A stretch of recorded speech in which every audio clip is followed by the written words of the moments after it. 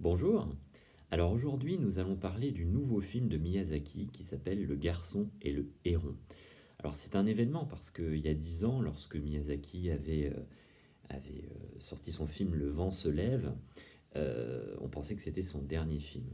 Voilà, il avait déjà un peu plus de 70 ans et on se disait que finalement, voilà, le travail de Miyazaki sur un film d'animation, c'est énormément d'investissement pour les décors, pour l'animation des personnages. Il y a toujours un foisonnement sur le plan symbolique de la narration. Donc ça prend du temps, ça prend des années, même s'il est aidé par un studio, le studio Ghibli. Ça prend du temps de concevoir et de fabriquer un film de Miyazaki. Donc on s'était dit que, arrivé à un certain âge, il n'allait plus avoir cette énergie et il y avait eu apparemment une erreur de traduction dans une interview qui avait laissé penser que c'était son dernier film. Donc ce n'est pas le cas, et il revient, donc 10 ans après, à plus de 80 ans, avec ce film extraordinaire qui s'appelle Le Garçon et le Héron, qui est un film étonnant. Je conseille certainement aux spectateurs d'aller le voir deux fois, s'ils en ont le temps et l'argent, parce que c'est un film assez hermétique. Je pense que c'est peut-être le film le plus hermétique de Miyazaki. C'est à la fois un film assez simple. Alors, je précise, hein, c'est une vidéo avec spoiler, donc si vous n'avez pas vu le film, je vous conseille de regarder la vidéo après avoir visionné le film, puisque je vais dévoiler l'intrigue.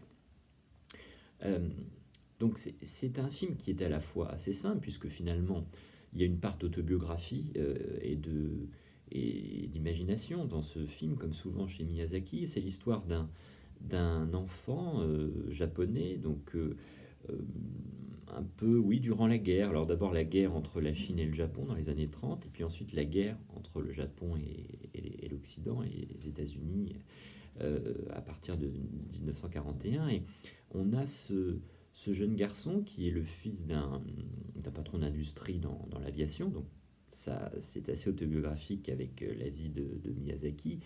euh, Aspect familial et autobiographique qu'il abordait déjà dans son film précédent, Le Vent se lève, qui était un film historique, hein, ce qui était assez étonnant chez Miyazaki, parce qu'en général, Miyazaki aborde l'histoire, mais d'une manière métaphorique, mythologique, oblique, et non pas directe. Ce qu'il faisait dans Le Vent se lève, parce que Le Vent se lève, on peut le qualifier, alors il y avait toujours cette fantaisie propre à Miyazaki, et à cet imaginaire japonais, fait de fantômes, de mythes, de panthéisme, de réenchantement de la nature et du sacré. Mais c'était un film historique. Là, Le Garçon et le Héron commence comme un film historique. C'est une scène de bombardement. Il y a l'hôpital où est la mère du petit garçon qui brûle. Et on a cette scène. La scène d'ouverture est magnifique, très réussie, très difficile, je pense, à concevoir techniquement sur le plan de l'animation, avec une musique absolument fascinante, comme souvent chez Miyazaki, hein, un mélange de lyrisme, d'orchestration symphonique et puis d'intimité, parce que parfois on a des petites notes de piano comme ça qui peuvent faire penser à la musique d'Eric Satie, à la musique de Debussy. Euh, donc on a ce mélange de force orchestrale, symphonique, un peu voilà, globale comme ça, et d'intimité, hein, qui est dans la musique. Et on a cette force, cette incroyable scène d'ouverture de ce film qui nous plonge au milieu du chaos. C'est une scène très émouvante. Peut-être la plus forte, paradoxalement, en termes d'émotion, ce qui est assez étonnant parce que par la suite du film, dans la suite du film, l'émotion n'est pas aussi directe, elle se vit, elle se ressent plutôt sur le mode de la retenue, de la sourdine, ce qui peut faire penser à un autre cinéaste japonais immense qui est Ozu, et notamment son film le voyage à Tokyo, qui est extraordinaire puisqu'il aborde le thème de la mort de la mère, et souvent dans donc c'est un point commun avec le garçon et le héron, donc le lien qu'on peut tisser comme ça entre Ozu et puis Miyazaki. mais on a eu cette émotion qui est en sourdine, qui est en retenue, et qui donc paradoxalement est d'autant plus forte en fait, parce qu'elle est pudique. Elle n'est pas larmoyante, elle n'est pas narcissique, elle n'est pas exhibitionniste en fait. Et donc, suite à ce drame, à cette tragédie, à ce traumatisme de la mort de la mère, il y a donc le père du petit garçon et le garçon lui-même qui, bon, vont quitter ou essayer de fuir les affres et les angoisses et les risques de la guerre à la campagne. Il y a une usine, l'usine de son père, donc qui est là et qui va tourner pendant la guerre, et ils vont se réfugier dans une belle demeure qui est à proximité d'un château abandonné, qui est qui est une ruine, qui va être le théâtre et le portail vers un lieu magique, un point de passage, comme souvent chez Miyazaki, on voit ça dans le voyage de Chihiro aussi, il y a cette porte qui va être la frontière entre le monde réel et le monde imaginaire.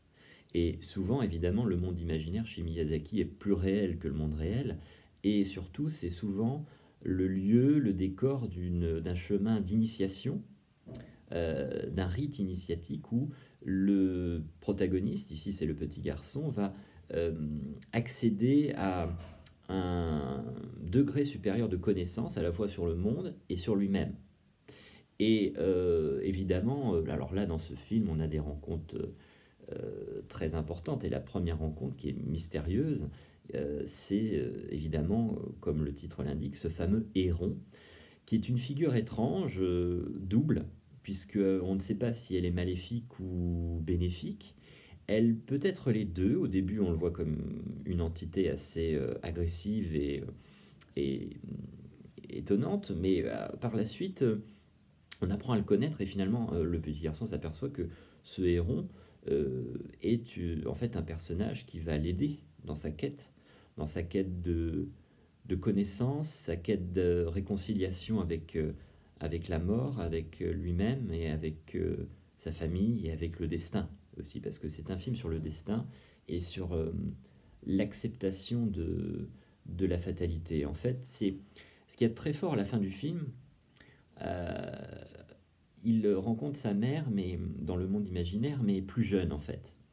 Et ce qu'il y a de fort, et c'est fait sans larmes, sans pleurs, sans violon larmoyant, euh, c'est qu'elle lui dit bon voilà, je vais mourir, mais c'est pas grave finalement.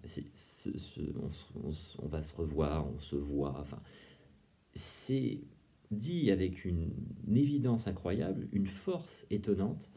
Donc là, on peut se dire c'est forcément autobiographique et c'est universel en même temps, parce que c'est la force du cinéma de Miyazaki, c'est-à-dire d'être à la fois ancré, enraciné dans cette mythologie, cette culture japonaise qui est très spécifique.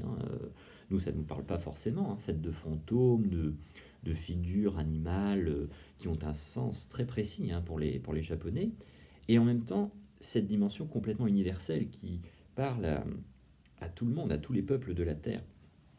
Et c'est toujours la force du cinéma de Miyazaki. C'est-à-dire à la fois d'être incroyablement enraciné dans sa culture, dans sa mythologie et son imaginaire japonais, et de parler en fait au monde entier, parce que ce sont des émotions humaines qui parlent évidemment à tous les humains. Et dans le monde imaginaire, évidemment, je vous encourage à aller voir le film. On ne peut pas résumer dans une petite vidéo ou même dans un petit texte ce film, parce que moi, c'est pour ça que je me répète, mais il faut aller le voir une seconde fois, parce que c'est d'une richesse inouïe. Alors certains pourraient dire que c'est parfois un peu surchargé dans les créations animales, les rencontres. On ne comprend pas forcément tout du premier coup, et peut-être qu'il n'y a pas forcément tout à comprendre.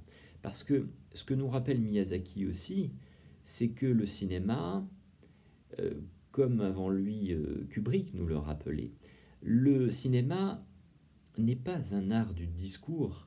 Ça, c'est de l'ordre de la philosophie ou des essais, ou même parfois de la littérature. Mais le cinéma, comme peut-être la peinture, c'est un art du symbole. Et le symbole n'a pas besoin de discours. Si vous rajoutez du discours à un symbole, si vous rajoutez du discours, des mots à une métaphore, à une image, c'est comme s'il y avait une image qui était surtitrée, surlignée. C'est-à-dire c'est comme si vous disiez deux fois la même chose. Et ça, Miyazaki comme Kubrick l'ont évidemment compris au plus haut niveau. C'est que le cinéma est un art du symbole et que tout ne doit pas être forcément expliqué. Et c'est ce qui fait la richesse de l'interprétation du cinéma. Une image, selon nos propres parcours individuels de vie, nos rencontres, nos expériences, peut s'interpréter d'une manière différente. Et c'est ce qui fait la richesse du cinéma de Miyazaki depuis de nombreuses années. C'est la raison pour laquelle je vous encourage à aller voir ce film, Le garçon et le héron, de Miyazaki. Voilà. Je vous dis à très bientôt. Si vous avez aimé la vidéo, n'hésitez pas à la liker et à la partager sur les réseaux sociaux.